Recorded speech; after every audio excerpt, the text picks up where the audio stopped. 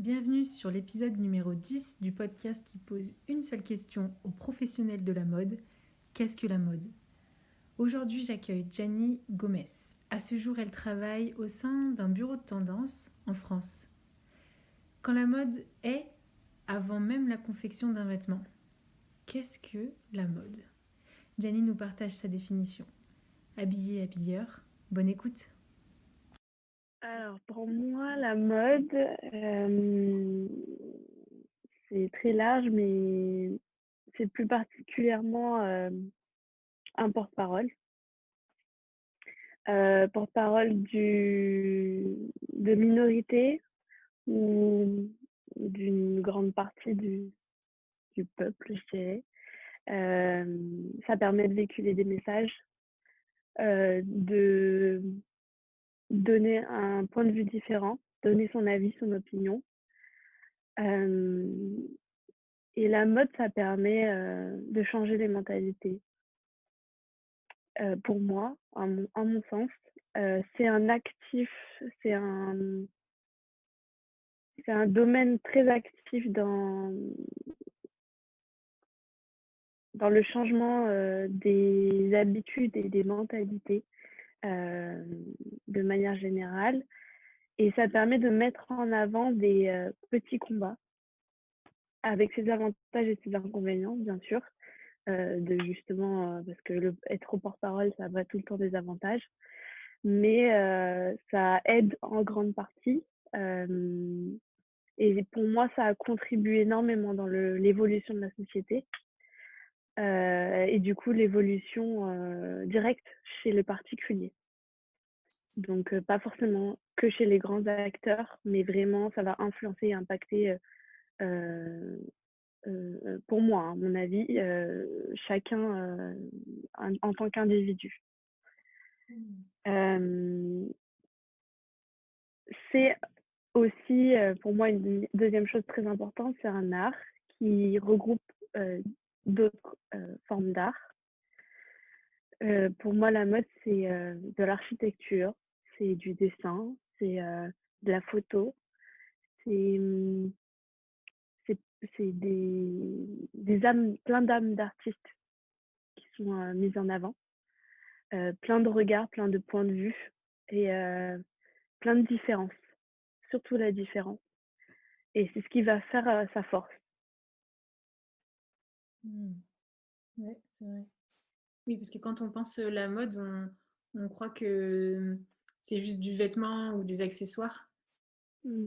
Mais en fait, c'est vraiment, comme tu dis, rempli de, en fait, de techniques en fait, différentes aussi.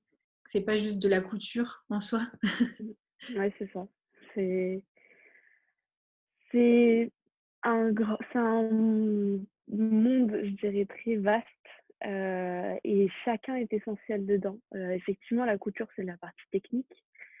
Et moi, quand je pense mode, je pense pas du tout à ça. Je pense au, à ce qui va déclencher les mouvements, à ce qui va déclencher la couture, justement, ce qui va amener le vêtement à la couture. C'est avant tout un travail d'analyse, c'est un regard, c'est mettre en forme des mots ou des pensées ou des valeurs, des choses comme ça, des croyances qu'on met en forme. Ouais. C'est ce que d'ailleurs on peut voir au travers des défilés des Fashion Week. On voit que chaque directeur artistique a sa patte. Bien sûr, il est influencé par le business, on est tous au courant, mais il a quand même un côté, je donne mon point de vue ou ma manière de créer, je le mets dans le vêtement et c'est pour ça que la marque que je représente a investi sur moi. Peut-être que la marque aime ça chez moi. Si je prends par exemple Thierry Mugler ou dernièrement, j'ai vraiment aimé son défilé pour la Fall 21.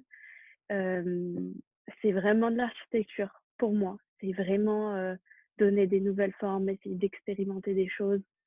Et c'est quelque chose finalement, quand on regarde bien, ça devient rare. Hein. Il n'y a plus beaucoup de DA ou de grands artistes comme ça qui existaient avant. Et quand il y en a, on le sent.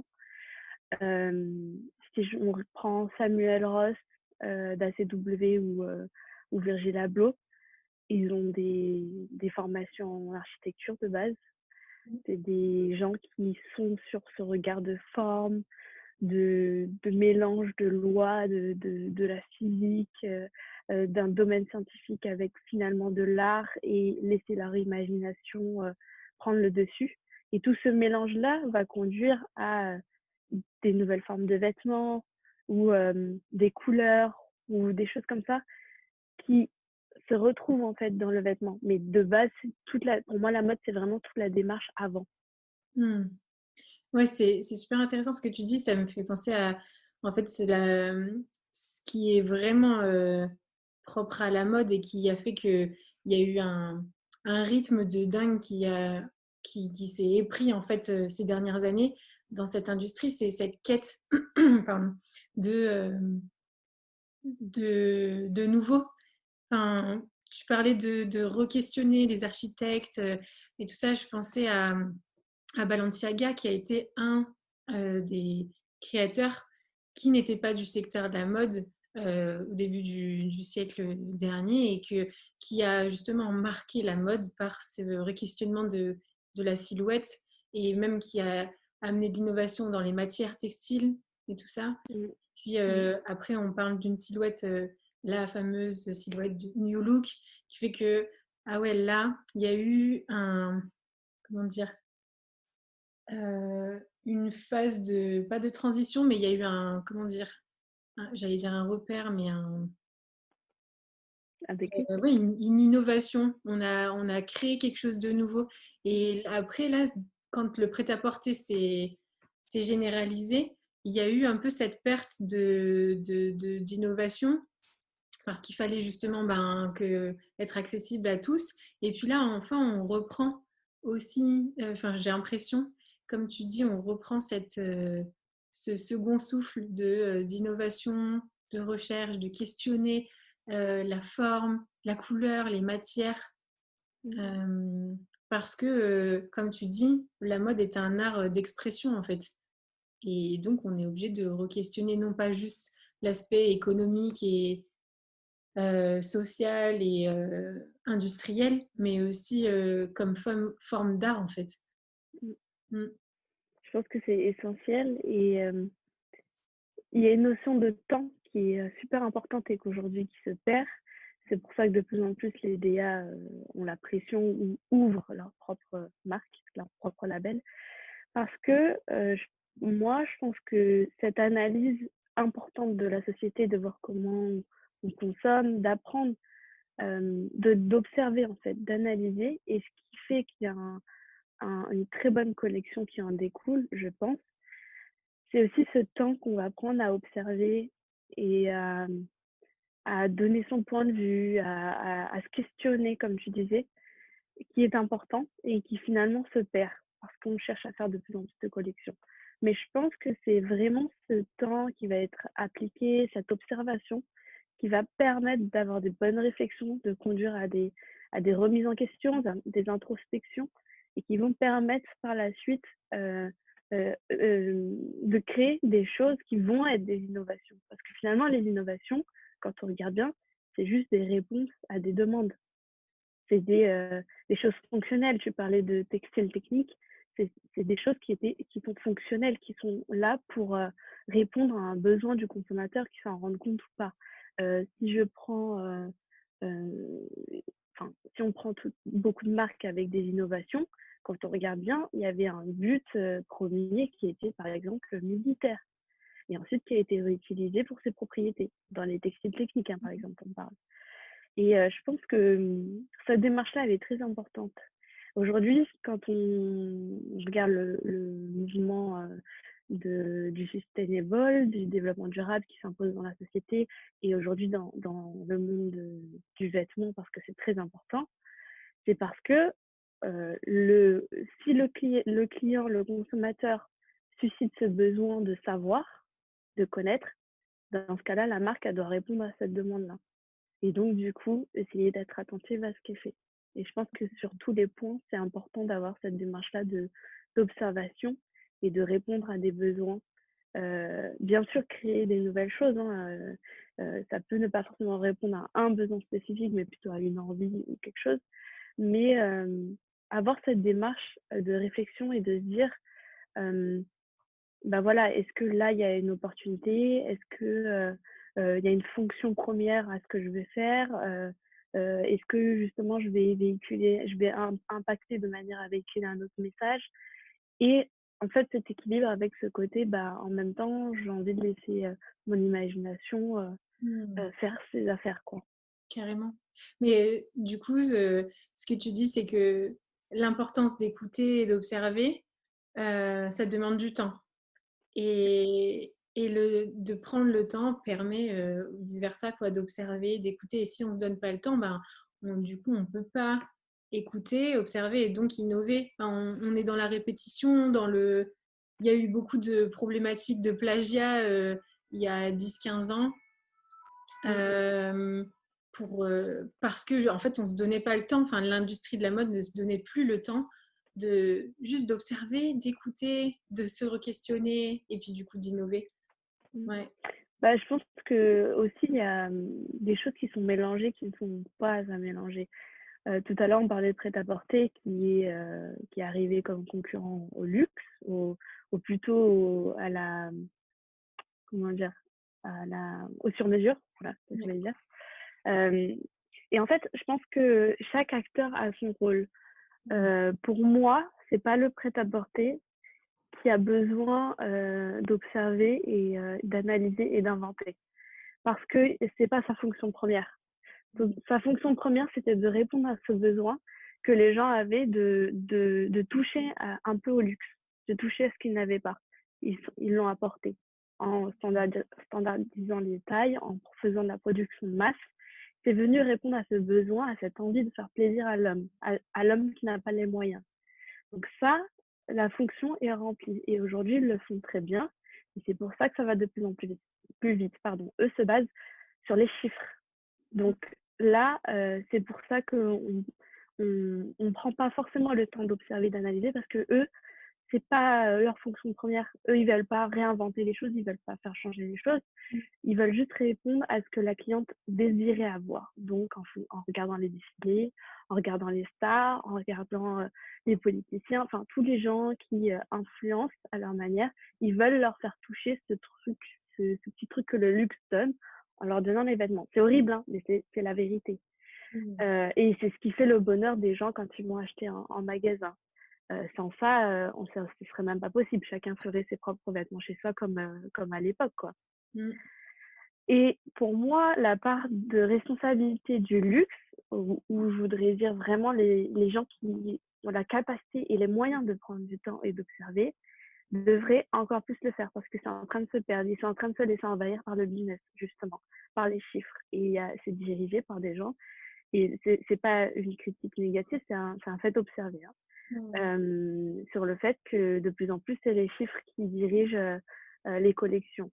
Et bah oui, on en veut pour son argent. Donc un dirigeant, il veut chaque année voir de la rentabilité, il veut voir des chiffres rentrer dans ses caisses. Et c'est tout à fait normal. Mais je pense que il y aura un contre-coup. Bah, ça, c'est déjà en train d'arriver, mais je pense que plus ça va aller, et plus ça ne Mmh. fera qu'augmenter. Et il y aura des conséquences. Et je pense que c'est important que la marque laisse le temps à son équipe créative, justement d'observer, de faire cette démarche dont on parlait tout à l'heure, pour être qualitatif dans ses collections et dans son message. Carrément. Et, euh, et pour une question juste concrète, du coup, observer, analyser, questionner, c'est mais quoi en fait concrètement pour ceux qui découvrent un peu le milieu des tendances et tout ça et qui connaissent pas trop ces métiers, en Mhm. fait, tu observes quoi? Alors, C'est une très tendance, large c'est question. basé. Pardon? C'est Oui? une très large question, mais Oui, c'est une très large question. En fait, c'est différentes méthodes, mais globalement, en fait, c'est ce qu'on appelle de l'analyse socioculturelle. Euh, c'est basé sur l'analyse constante à l'année. Tous les jours, c'est aussi ce qu'on peut appeler entre guillemets de la veille. voir en fait comment la société évolue de manière globale, les grandes tendances, que ce soit politique, que ce soit dans n'importe quelle industrie de la musique, les expositions, etc.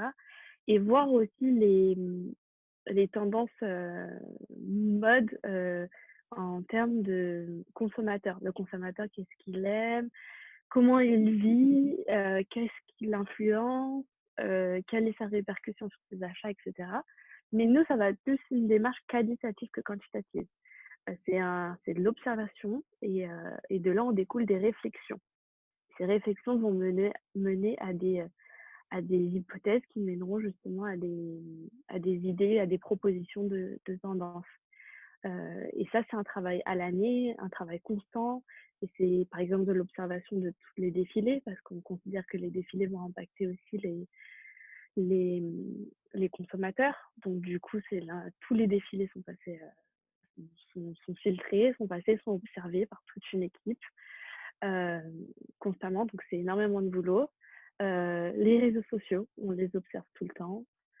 Les articles, les expositions, les, les films, les musiques. On est censé être curieux et être au courant de tout en fait dans la vie de manière globale. C'est ce qui fait la particularité des bureaux de tendance. Les gens qui composent les bureaux de tendance, c'est des gens curieux. C'est des gens qui sont animés dans les conversations, qui sont intéressés par autrui, pas par son propre point de vue. Les discussions sont vraiment, vraiment très intéressantes entre collègues. Euh, les points de vue sont confrontés, chacun donne son point de vue et c'est vraiment quelque chose de pertinent, je trouve. Même quand on a des réunions avec même la directrice ou enfin même tout le monde ensemble, parfois on fait des choses comme ça où on se questionne. Depuis peu, c'était pour un peu échanger entre nous et apprendre à se connaître en interne. Et c'est vraiment très intéressant de voir les différents points de vue. Euh, c'est toute une méthodologie et je dirais même qu'il y a plein de méthodes différentes. Mais voilà, c'est tous les jours, on le vit. C'est pas que on va au bureau et voilà. Donc, bien sûr, on a notre vie, mais c'est des gens qui, même le week-end, sur leurs réseaux sociaux ou aux expos qu'ils vont faire, ils sont tout le temps en réflexion. Hmm, trop bien. Bah, merci. Et puis, bah, peut-être une petite dernière question, ça me titille parce que je me dis, tout le monde se pose la question et du après confinement avec tout ce qu'on a, ce qu'on aura vécu. Euh, euh, ouais, est-ce que, enfin, il y aurait, c'est pas une question plutôt côté industrie de la mode, mais plutôt tournée vers le consommateur et les tendances. Euh, Est-ce qu'il y a déjà, enfin, sûrement, mais des choses qui émergent et euh, comment tu, comment tu perçois cette période euh, de ce point de vue-là que tu as, de justement constamment analyser, questionner, observer, et puis retraduire ça en matière, en couleur, en texture. Comment tu le vis en fait? Désolée, je formulais ma question en même temps que je réfléchissais. Ouais, du coup, c'est vrai que c'est pas en fait, je comprends ta question, mais concrètement, tu veux que enfin, mon point de vue sur le déconfinement et le retour après tout ça, comment ça pourrait se traduire, quoi. Ouais, voilà, parce que là, vous êtes en train d'observer tout ça aussi, là, professionnellement. Mm. Donc, qu'est-ce qui en ressort déjà à ce jour et ouais. Alors, on a eu des petites réunions, c'est vrai. Après, moi, il y a des choses, c'est un milieu très confidentiel, donc moi, en tant que Ouais. stagiaire, parfois, il y a des trucs que je suis pas censée connaître.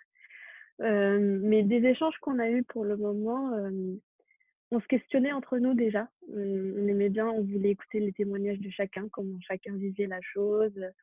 Déjà, il y a des points de vue différents en tant que maman, en tant que jeune, etc., en tant qu'habitant parisien ou autre. Et ce qui était intéressant, c'était, je pense que c'est un moment qui permet d'avoir des déclics, qui permet plusieurs choses, qui permettent de profiter de plus, d'avoir des moments qualitatifs Mm. et de faire une coupure avec le stress et la routine quotidienne et le trop plein de travail. Je pense que c'est un moment aussi où les gens, alors ceux qui sont le plus conscients de l'impact et qui arrive à prendre assez de recul pour se dire, voilà, bah, c'est aussi des conséquences humaines, clairement. C'est pas que un pangolin qui a Mmh. transmis un virus, mais c'est tout ça, c'est aussi des conséquences malheureusement de l'être humain. Donc déjà, je pense il y a des déclics dans ce terme-là. Et aussi au niveau de la consommation, il y a une rupture qui se fait. Parce que c'est comme si on était forcé de pas acheter, forcé de pas consommer comme d'habitude. Forcément, on trouve des solutions. Donc peut-être que là, c'est une période où les gens peuvent se remettre en question et réfléchir autrement. Par contre, je ne suis pas garantie qu'en revenant à la normale, parce que l'homme est très égoïste malheureusement et qu'une fois qu'on l'a habitué, c'est très difficile de retourner à certaines habitudes. Je pense que c'est très bon pour nous, cette période, pour nous permettre de réfléchir, mais en revenant, parce que finalement, c'est pas hyper longtemps, hein, on parle de quelques mois, hein, ça suffit pas pour changer des habitudes. Je pense qu'en revenant du déconfinement, à part une minorité, je pense pas qu'il y en a qui vont vraiment changer. Malheureusement, hein, j'aimerais bien dire que ça ait un effet inverse à la société actuelle, mais je pense pas honnêtement que ça changera grand-chose, à part avoir fait réfléchir quelques instants à certaines personnes, et ce qui est déjà très bien et énorme. Et j'espère en tout cas qu'après ça, certains regarderont plus au local, par exemple, à la Mmh. production locale ou aux conséquences de tous nos choix humains, hein, de la société de manière générale. Par exemple, être trop dépendant des autres, aller trop exporter, trop importer, tout ça, ça a des conséquences. Et j'espère que chacun en prend conscience Mmh. parce que c'est vraiment important et que finalement aujourd'hui c'est nous qui demandons tout ça. C'est pas Macron qui a décidé. Voilà, aujourd'hui il prend des décisions, mais c'est suite à nos envies et à nos désirs que qu'on a des tomates tous les jours, qu'on regarde pas à la saison pour manger un fruit. Enfin, Mmh. c'est une conséquence de notre manière de consommer. Donc j'espère juste que pendant ce temps-là, les gens puissent euh, prendre confiance et apprécier aussi ce qu'ils ont, être reconnaissants et qu'après quand ça va reprendre, alors c'est un peu utopique, mais j'espère que les gens reprendront pas des mauvaises habitudes de consommation, mais c'est très utopique parce qu'on est comme ça. Enfin, même moi demain, je garantis pas que j'arrête ma manière de consommer. Enfin, Mais ça t'aura re-questionné et ça m'aura question. ça t'a ça t'a nourri et ça nourrit ton espérance en tout cas.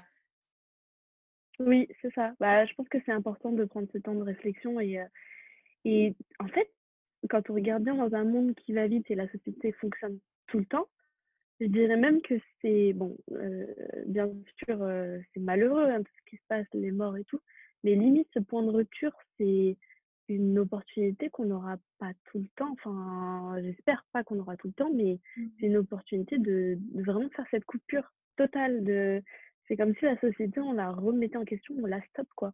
Ouais. Je sais pas si on s'en rend compte, mais stopper une société comme ça a des conséquences de malade, mais c'est Ouais. pas non plus quelque chose qui se fait tout le temps Ouais. et finalement, il faut essayer de prendre ça comme une opportunité aussi. Ouais. Ouais, c'est vrai.